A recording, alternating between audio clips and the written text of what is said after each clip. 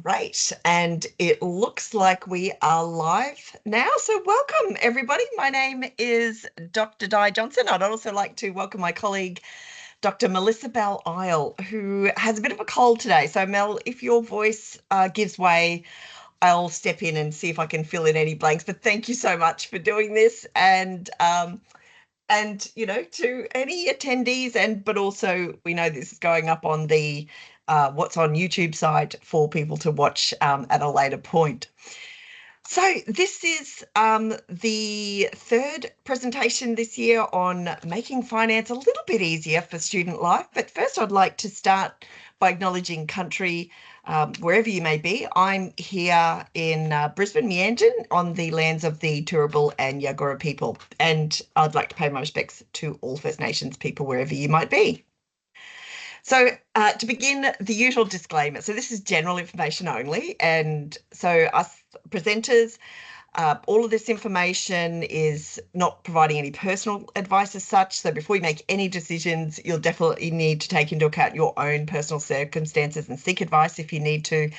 All of this is just factual in nature. It's objectively ascertainable and, indeed can be found on a range of websites. And we've just curated this for you to try and tailor it a bit more for the student experience. So today we are looking at tax time basics. So you might remember at the beginning of the year, well, for those who've been sort of following along since over the last couple, there were a whole range of topics that were requested from students, and so we've done a couple already. But there was one on tax, which was a little bit further down the list. But I brought it up to this point because it's one of those things that we can't really get around. Everyone will need to get some information around this, and so rather than avoid it or delay it any further, we thought we'd bring this up to now. So Mel and I will cover the topics between us, starting off with some really basic information around tax file numbers, which might be something that you've all well and truly got, but we'll just sort of lay that foundation so that you can see how it all then builds in. And then we'll look at some timing for particularly the tax year in Australia, and then the tax rates in Australia. Mel will talk about completing a tax return and what is assessable income and some of the options for completing a tax return. Then I'm going to talk about what happens if your tax returns are late and some of the options and why you shouldn't let that worry you necessarily, and what you can do to make sure that you get that lodged. And we'll also go through one of the options for how to lodge that, which is through the MyTax Online via the Australian Taxation Office or the ATO link in MyGov. And then I'll talk about some pre-filling. Mel will then talk about some of the common student deductions and examples of deductions, some of the criteria for legal deductions, as well as what you need to do in terms of record keeping and receipts. And Mel will also talk about the Griffith Tax Clinic. So Mel runs the Griffith Tax Clinic here at Griffith. And then I'll finish off with a very brief overview of what's happening with your HECS or HELP debt this year and this tax time that some students have shown a bit of interest in terms of some of the more recent changes. Okay, so to begin, a tax file number. Now, you will probably all have this already, but just so that you know, it's a very, very important number. It's your personal reference number for tax and superannuation systems. It's an important part of your identity, so it's important that you keep it private, that you will have to disclose it to some organisations, and that is for legitimate purposes. So, for example, to the Australian Taxation Office, your employer, banks, some government agencies, your super funds, and indeed the university, and that is related to income support. So there will be times when you'll need to disclose that so you pay the right amount of tax.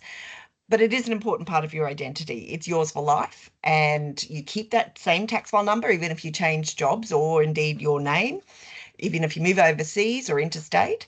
So it's an important number. If you've lost your tax file number, you can call the ATO, but hopefully you've all got that handy and got your head around that. If not, there's places where you can ask.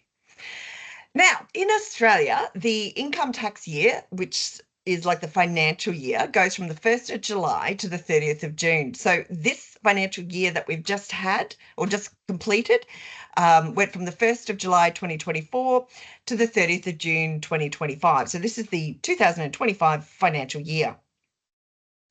And each year you need to work out what your income and deductions are between that 1st of July to the 30th of June, and then lodge your income tax return. So you submit that through a range of ways that Mel will go over in a minute.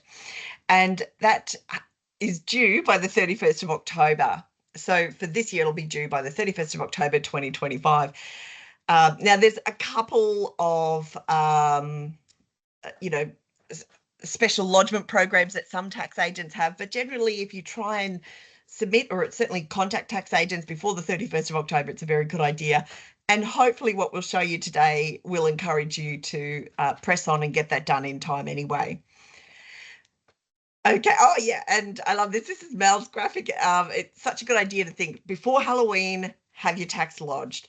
Now, I noticed last year when I was working with somebody to set up their the ATO link to their MyGov account and to lodge their tax return, that when they were trying to call up and get their linking code through the tax office, anytime in October, you might find that it can take weeks to get through. So if you haven't yet started that process of getting your MyGov and the Australian Tax Office link in MyGov set up, now is the time to look at doing that before all the phones get too busy.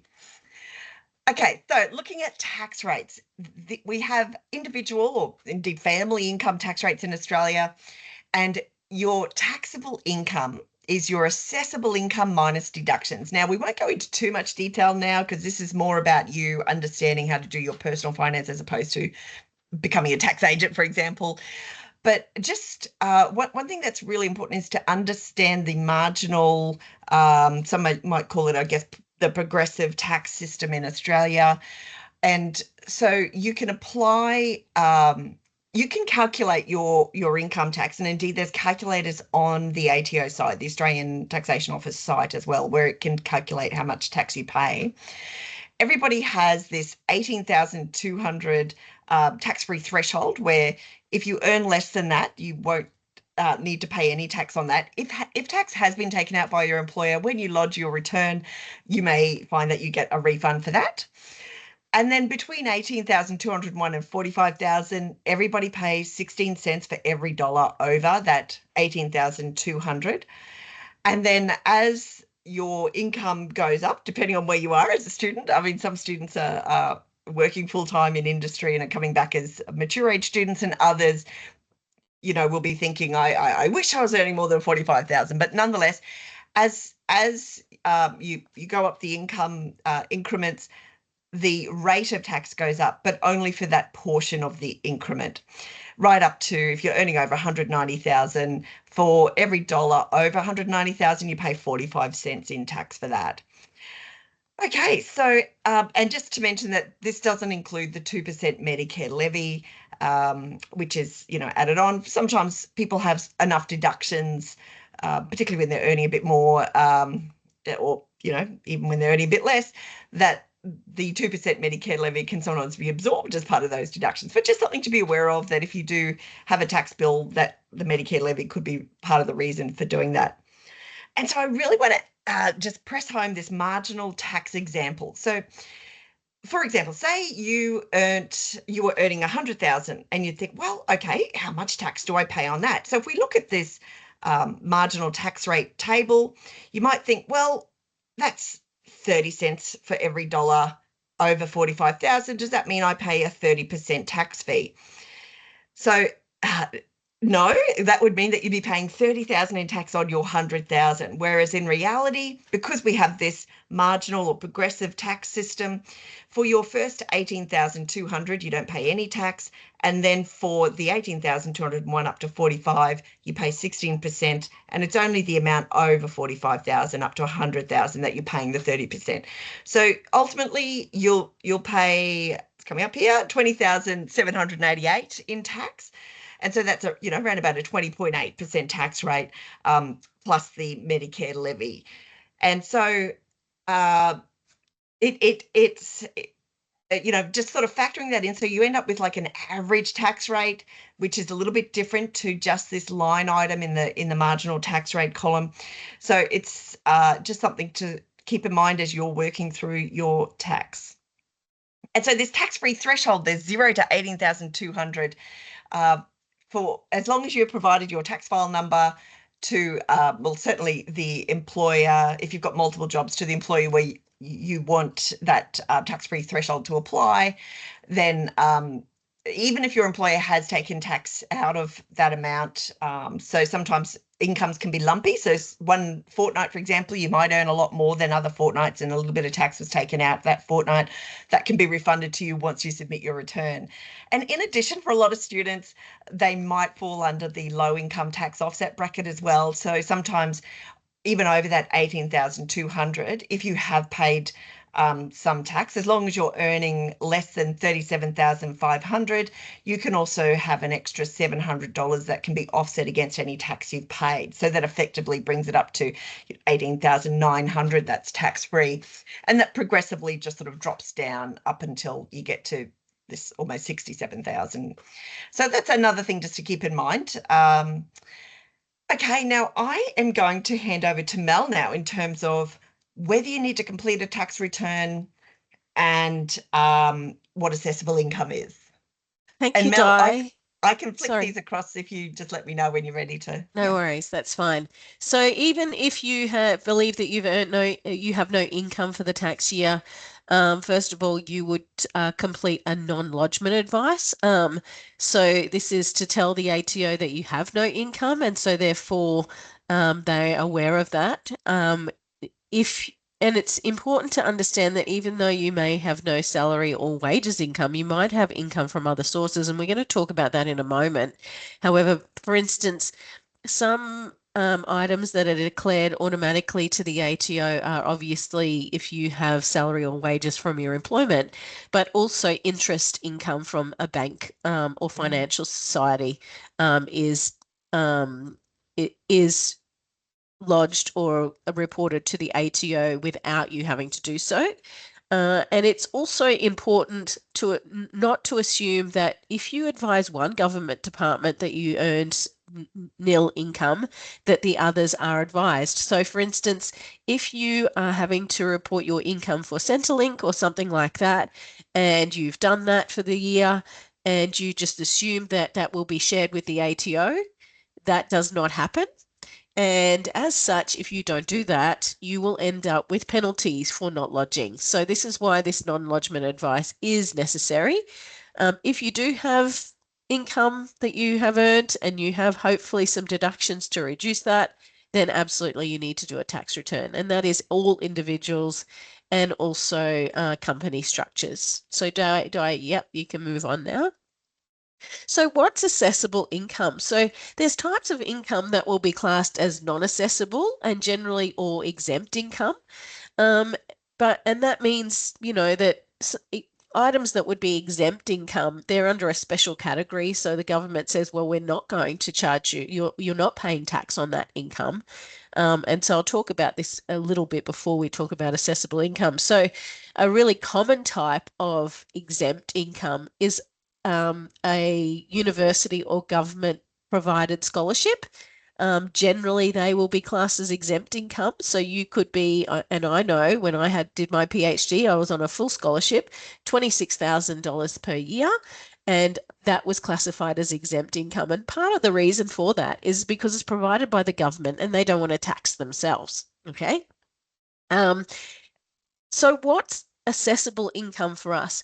Some government payments, however, will be assessable. So for instance, when you are earning Centrelink or receiving Centrelink or Job Seeker, you need to report that. Wages that you earn from your employee, wages or salary, interest on your bank account, which I mentioned before.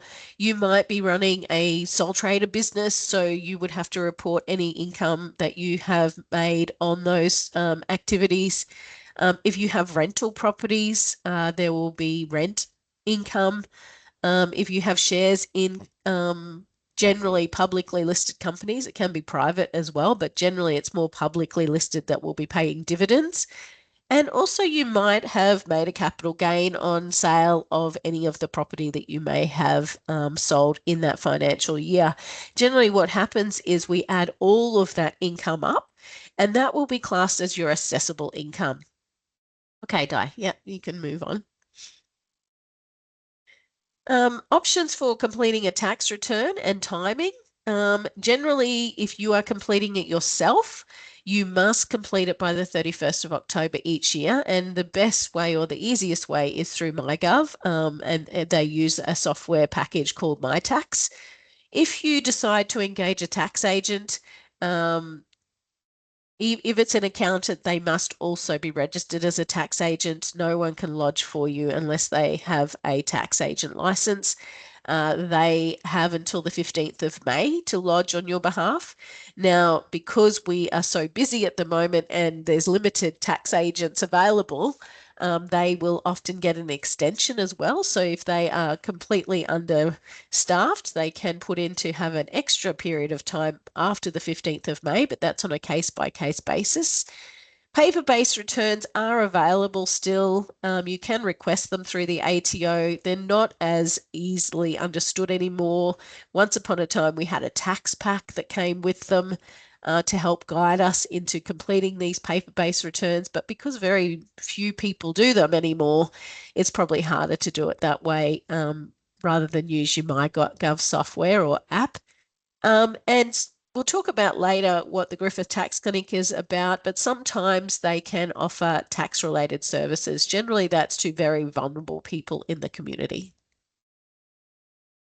Great. Thanks, Mel. I remember the tax packs, and you'd get them from every newsagent. I didn't even know that you could still get the paper-based, although I think I saw something that you can request them. But I guess for people who don't have the internet and stuff, you'd need to. Wow. Well, I can say for myself, I find the My Tax system a lot easier. So thank you very much, Mel. Okay, so a lot of students might think, okay, what if I'm late? In fact, not just students, a lot of people might think, what if I'm late? And particularly if the first time they've tried to link up to the MyGov or link the ATO services in their MyGov was around about the 28th of October, they might find they can't get through to get their linking code the first time that they do it.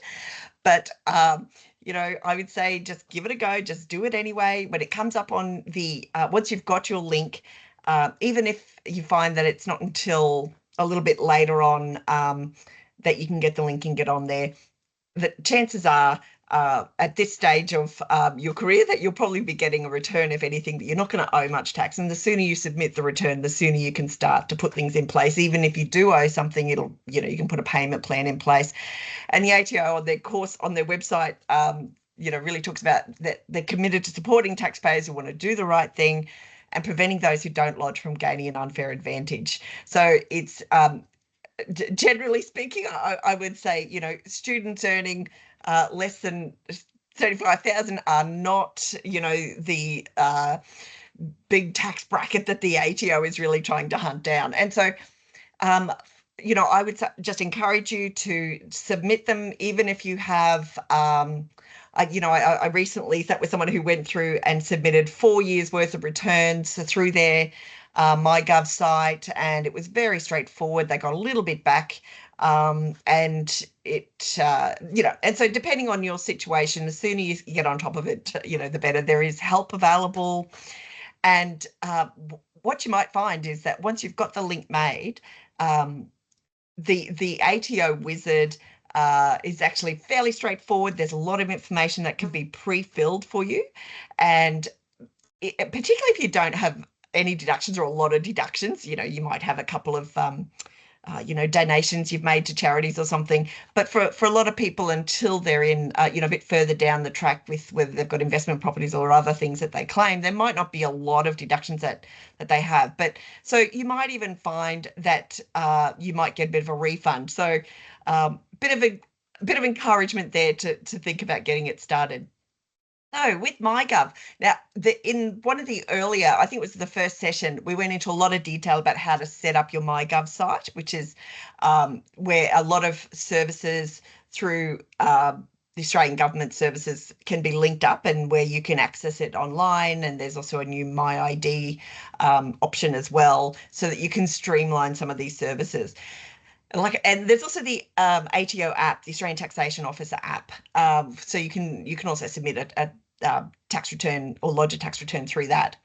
So in MyGov, again, this is the online portal, and so you might have already linked Medicare, you might have linked Centrelink, your unique student identifier, and the ATO. And again, if you're trying to set it up for the very first time, if this is the first time you've done a tax return, even if you've got a few years, once you have linked it with the online linking code, sometimes if you haven't already got returns or enough identifiable documents in MyGov for the linking to be made, you do have to call the ATO and get that linking code and then manually put it in that first time, and try and do that sooner rather than later, because if you leave it to mid-October, the lines are really choked up. So yeah, once you've got that, then though, it's hopefully fairly straight sailing from there.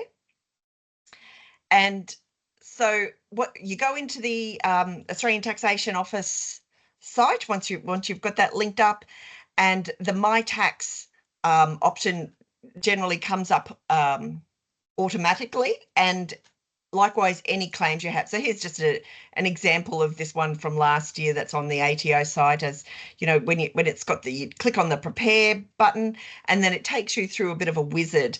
It will pre-fill, and over on the right hand side of the screen, we've got where the certain components are pre-filled. So for example, employers will have their information generally around wages and salaries are already linked up to the ATO site. So it will already potentially be in there. And it might just be a case of you having to review what's already there and confirming that, and then saving it and lodging it. So it can, like this person that I sort of watched do theirs, it took them probably 5 minutes for every year of their returns that they did. They were very, very simple returns. They were just checking that it was all there, and away they went. So and if you do need to make any changes, you can, there is a manage your returns screen there. There are some time restrictions to amending previous returns. I think it's 2 years for individuals. So, but I mean, if you think of something in a couple of weeks' time, then it is possible to amend these things as well. I mean, it's one of those, it's certainly a lot more flexible than it used to be when it was all paper-based, I think, that's for sure. So a lot of those details will be automatically filled out, and I've just given an example of some pre-filling where someone will have the name of their employer and how much they earned, their tax paid, and bank interest, as long as you've given your tax file number to the bank, will also be included in there. And so once that's sort of pre-filled and you work your way through the wizard, clicking onto the next thing, it will also then give you an estimate. So it calculates whether you're getting a refund or how much tax you might have owing. You might have to fill out the private health insurance component, and I know a lot of students might still be under their parents' private health insurance, because that's now been extended, where a family cover for a parent has actually been it goes right up to 30, I believe now. Gosh, is it 30 or 31? Anyway, I think it's 30. At one point it was only 25, and then that was increased again. But some parents might have decided just to drop down to an individual. So, it's sort of checking that, and the code, if you're, it will hopefully be pre-filled if your name is already on the private health insurance policy that parents might have, but you'll just need to tick, I think it's F, for dependent child of an adult with the private health insurance. But you may also not have it, and you don't need to have private health insurance. It's a voluntary system in Australia, and even though once you've turned 31, so from the 1st of July, after you've turned 31, for every year that you haven't got some private health insurance, depending on what your income is, you may have some loadings if you do ever take up private health insurance post that time. And that actually gets backdated to your 30, so it's a little bit confusing. But anyway, once you turn 31, that's the time when you really need to think about, will I want to have this for later on in life? But even then, in Australia, if for residents, we have the public health system, which is available, and private health insurance just offers choice. There are some incentives, including through the taxation system, to take that up. But at this stage, if you are, under that age bracket, a lot of people either have chosen not to have any, or they're still in their parents', or they have a very inexpensive health fund.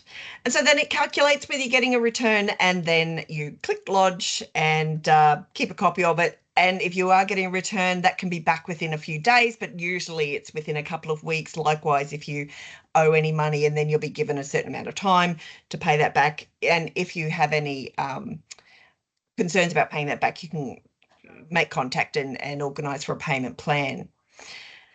Okay, and like I said, you can view, amend and print those returns by logging back in and clicking on the manage your returns. But there are some limits to that, but they're pretty good. Okay, I'm going to hand back to Mel now on deductions. Thanks, Di. I just wanted to mention two things. Just in regard to what you talked about. Now, one of the reasons that it's really important to lodge all your returns, even if you've been late in previous years, is because if you don't, it may exclude you from some government benefits that you're entitled to. So some of them do require a tax return before you are eligible for them, and it'll be based on those tax returns. The other thing was, when we were talking about private health insurance, the idea with private health insurance is that it actually if you're what we call a higher income earner, which is pretty much earning around $100,000 a year, if you don't have private health insurance, you're going to be you're levied with this extra surcharge. So you'll have your normal Medicare levy, which I mentioned before is 2% on your taxable income. And then if you are classed as being in this earning bracket of a more wealthy person or on higher income, and you don't have private health insurance, well, you'll get this other surcharge on top of that. And virtually that's because it's suggesting that you're being burdensome on the public health system by not taking out private health insurance. You're taking away the benefits that should be used by those that are on lower incomes. And so as such, the government is going to charge you this extra surcharge levy. All right. Okay. So let's have a talk about deductions. Ideally, we want to have as many deductions as we can, because remember we talked before about assessable income. Well, the way in which we reduce our assessable income is using deductions, but they need to have a connection, or a nexus is what we call, to our income earning activities. So, you can't claim things that are for yourself privately or personally, or for your household, because that has nothing to do with your income earning activities. So the general rules are that the expense has to be directly related to your earning of assessable income. There are some items that, even though you might think that they are directly related to earning income, are still going to be banned. So, for instance, if you have received a fine or a penalty, so let's say that you have a parking fine for parking at your client's workplace to provide them with a service, and you've parked in the wrong place, well, that's too bad for you. Even though you were carrying out work at that time, you should abide by the rules and the laws of the land. And as such, that would be denied a deduction. Other things, personal expenses like food or grooming, haircuts, even though you have to look respectable for your job, that is on you. That's a personal expense, even to the point in some instances your uniforms will not be deductible. Generally, if it classifies as something like ordinary clothing that you could wear out anywhere, it's not deductible. It has to fit a certain group of items for it to be allowed as a deduction. If you might have paid for something and you've been reimbursed from your boss, well, you're not out of pocket, so you can't claim a deduction for that either. And just be mindful, there are some things that you might use for work but you also use for personal use as well. So if that happens, you just do what we call apportion it. So you have there's calculators on the ATO website about what apportioning is allowed. And a common one is your mobile phone. You might use it for work and for personal use. So you would have to do a fairly accurate estimation about how much of it is used for work use and claim a deduction of the bills for that year. If you're buying an asset to carry out your work activities, you can usually claim them back either in the year that they're purchased, depending on the value, or if not, then over what we call their life, and that will generally be there is a commissioner's recommendation about how long an asset should live or last for, and so there you can go and determine how long you would depreciate that for. An important thing for deductions is you must keep records. So this is the biggest area that people will be audited for by the ATO is their deductions because it's working on an honesty system.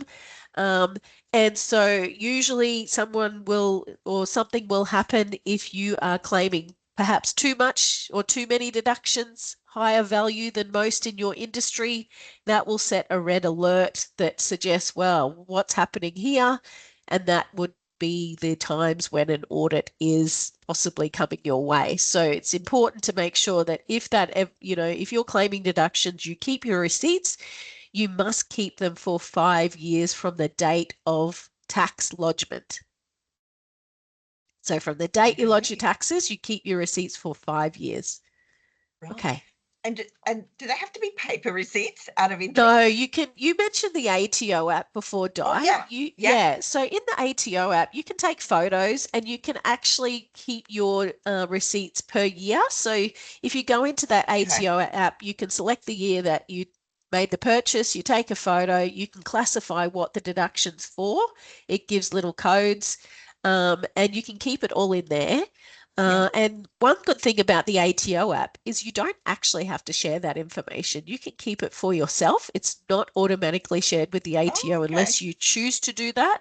So you could go back in there and use that each year to fill out your MyGov tax return in MyTax, and it will have all your records sitting there because, as you know, the receipts we receive today fade in the sunlight. So that's right. And so you just take a photo. I sort of thought, do they want us to laminate our receipts or not? No. And I'm of the era where we used to keep receipts in a shoebox, and I still remember when I was told, no, you can't claim the shoes that you bought in that shoebox as part of your tax expenses. Like, dang it. But anyway, no, not really.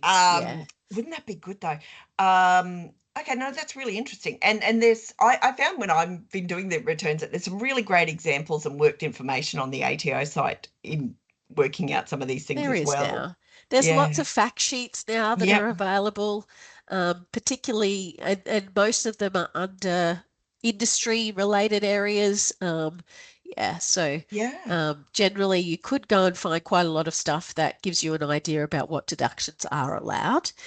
So we're going to talk a bit about training and education deductions. So as a rule of thumb, self-education expenses are only deductible when they relate to your current work, not future possible work. So for examples, a builder that already has qualifications might need to update their safety training course. That will be a deduction.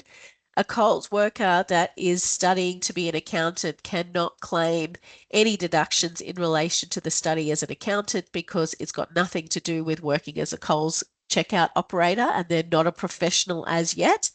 So the person studying to be an accountant would need to wait until they're an accountant, and then any extra courses they were to do to upskill themselves would then be deductible. So for instance, if you do an undergraduate degree and do a Bachelor of Commerce, for instance, as in accounting, then when you go and do CA or CPA, if you're paying for that yourself, then you could claim that as deductible because you're upskilling your profession as an accountant. If you are entitled to deductions related to the training or self-education. The deductions can cover things like stationery, textbooks, trade and academic journals, travel costs from home or workplace to campus, student fees and fares, and parking fees. Just go back one there, Di. It's really important to understand that undergraduate fees are never going to be deductible. There's two reasons for that. Firstly, if you are studying an undergraduate course, you are not a professional in that area as yet. So you cannot claim fees related to that because you do not hold the profession. And generally, the other reason, big reason, is in most circumstances, our students in particular, who are Australian citizens, will have Commonwealth supported places. And so a Commonwealth supported place means that the government already subsidises your fees by about 3/4 of what the normal fee structure would be. And so they're not going to then allow you to claim a deduction for the small portion that is relevant to you. So interesting. It's funny, I've sometimes wondered that for financial planners because they're required to get qual, but most of them are doing postgrad now that I think about it. Postgrad is generally deductible, but they need to have paid it up front. They Yes, can't that's put it on a right. help loan or anything like that. As And soon not as had you their use a employer pay anything government, yes, Yeah. as soon as you use government facilities or funding, then that takes Yeah. that opportunity away. Right. Okay. Thank you. And oh, here we go. And back to you. Sorry. I think I might have covered some of Oh, these okay. Let me already in the last slide, I'll just but yeah. So, oh yeah. So you course fees, as I just mentioned, provided that you pay them up front and don't put them on help or loans, and also, as I mentioned, not undergraduate fees. Home study office running costs. So virtually you would have to make an estimate on how much you study at home, how, and deduct a portion of your electricity probably related to that. So only running costs. Your laptop, which would be classed as a depreciating asset. Usually you'd claim it over 2 years. As mentioned previously, your textbooks, internet usage. So again, you'd need to make a valid estimate about how much of it relates to actually study, and any phone calls you may make. So that's really probably important when we're talking about particularly postgrad students, particularly those that are doing research. You may be using your home facilities to contact research participants and other things like that. And also stationery as well, you can claim. Student union fees. Oh, and I think I covered that as well before, student services and amenities fees. So again, you need to keep records with receipts for anything that you're claiming those deductions for. Great. Fabulous. Thank you. But yeah, like you said, that's if that's claimable. That's right.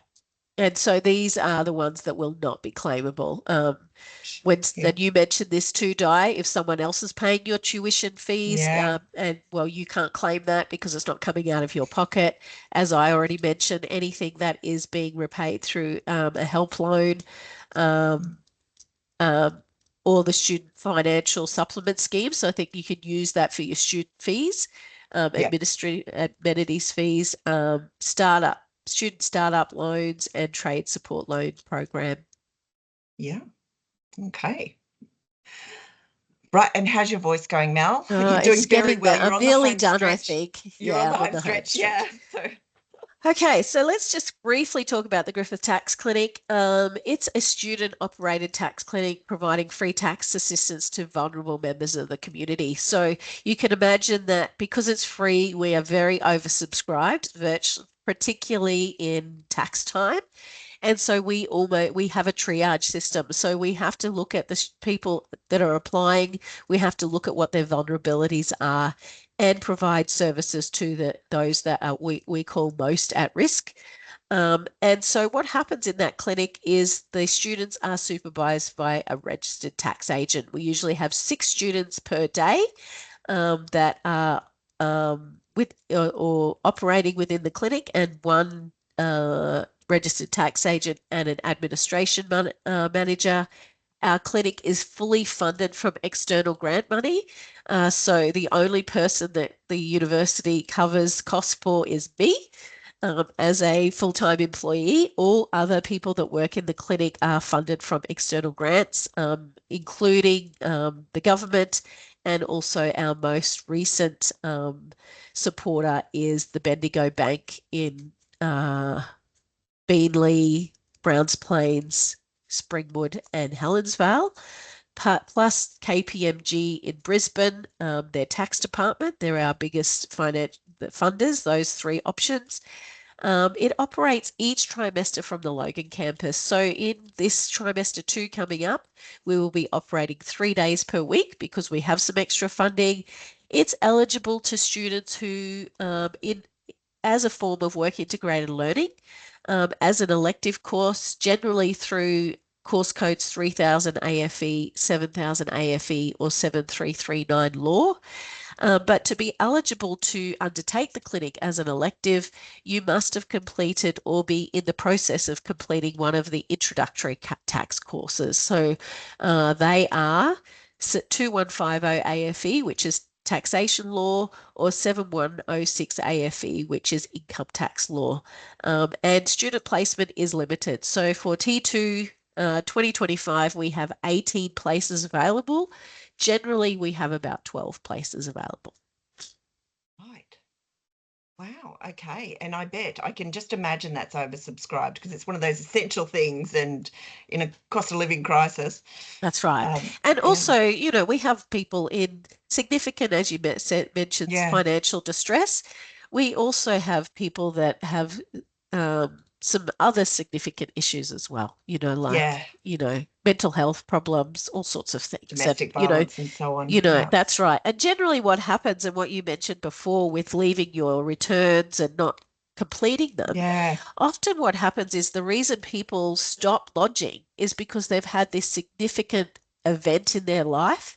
And tax is one of the last things that they want to worry about. And so then when they come back to it 2 or 3 or 5 or 20 years later, we've had people with 20 years of tax returns outstanding. Wow. Okay. They've put it aside for so long because they thought, you know, the ATO is a terrible institution in their minds and they're going to be in such trouble for not lodging, and they've been fearful. So then they've come to us to help them and get them back on track. But generally that is the reason. There's been this huge impacting event in their life and it throws them off and they become non-compliant from there, and then it keeps going or rolling over for years to come. So yeah, and I think that's a really good point, because I think, you know, sometimes the ATO can get some bad press, and maybe there is some bad press warranted for some things, but I've always found them to be quite good. Yes, like years ago, absolutely. I've helped someone with about 10 years of returns, and about half their debt was waived for particular health reasons. And yeah, I've always found them to be very responsive. And I think it's a very much a bit of a story that's come along over the years that is not quite factual. They're very much more community minded even now than they possibly were previously, but you know, they want people to be compliant. So if you're coming forward and saying, look, I really want to get myself back on track, absolutely they're going to welcome you, right? So no, I think that's a great message too. And we're just about at the end here. I realise we're a little bit over time, so I'll finish off with, and thank you very much for that, Mel. And just a very quick, the last session, there was quite a bit on the HECS and helpline, so I won't go over it too much because those videos are available on the Griffith What's On YouTube channel. But this one, just to mention, because I know there has been some student interest in some changes to the HECS debt rules lately, and so when you've linked up your ATO link in the MyGov site, you can see what your current HECS or help loan balance is. But just to reiterate, you don't have to pay that. You don't have to start paying that back until your income reaches a certain threshold, which is around about 55,000 in the 2024-25 financial year. And I believe that's actually going up again. And so the more you earn, the higher your compulsory repayment is, up to a maximum of 10%. But if you're earning around 160,000, then your degree is probably paid off for you. And just as an example here, once Alex has started as a full-time solicitor, if they're earning 69,300, then they'll have to pay 2.5% of their salary, which is about 1732. And so, otherwise you can sort of, it's one of those debts that you can let go on. It is in theory interest free, but it is indexed to keep up with inflation, which is the cost of goods and services. And there was a little bit of dismay throughout COVID because CPI was a little bit higher, but then they changed. There was some legislative change, which then it was either the wage growth or CPI, whichever was lower. And so that was dropped back, and everyone's debt was then dropped back to 3.2% in 2023, 4% in 2024. And for 2025, the index that was applied on the 1st of June for any debt that was there for more than 11 months is 3.2%. And then having said that, and so a lot of people don't necessarily worry, like they really look at the pros and cons of voluntary payments. There was also a move that if somebody's buying a home, that the debt that is a HECS debt is so the consultation is out on not having that all considered against the serviceable loan amount, but rather just looking at what the repayment amount is over the whole year's salary. So that legislation is still in consultation though, but that makes sense because if you've got a debt where you might be paying 3%, if you need to, like if you die with a HECS debt, it doesn't go to your estate, it's waived. And so, depending on the timing, of course. And so if you've got this 3% debt, why would you reduce your home loan deposit by 30,000? You're better off keeping that as a deposit and reducing your mortgage debt, which might be at a 5-6%. So for example, now there was also a lot of students probably recall that the Australian government